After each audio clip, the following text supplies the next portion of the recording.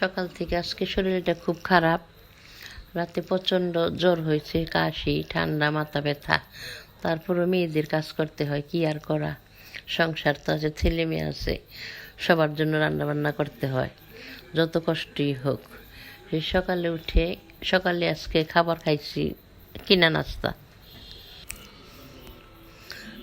আমাদের এই যে কাজ করার জন্য হেল্পিং হ্যান্ড আসছে, কাজ করতেছে উনি। আমি টুকটাক একটু কাটাকাটি করে নিতে আসছি, শরীরটা অনেক অসুস্থ। পটল দিয়ে, আলু দিয়ে আর দিয়ে আজকে পাঙ্গাস মাছ রান্না করব।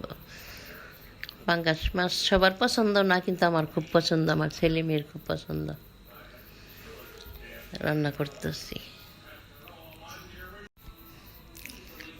তেল দিয়ে দিলাম, পেঁয়াজ দিলাম, তারপরে হলুদ মরিচ। আমরা আবার ধইনা খাই না। এই তো বেগুন আলু পটল দিয়ে রান্না করবো। মাছটা আগে কষায় নিলাম। আমার ছেলের জন্য একটু চিংড়ি মাছ বোনা করবো। আবার সব কোনো মাছ খায় না, মাংস খায় শুধু, আর মাছের মধ্যে একটু চিংড়ি মাছ খায়, আর কাকসি মাছটা খায়। চিংড়ি মাছ একটু বোনা করবো, আলু দিয়ে দিব সাথে।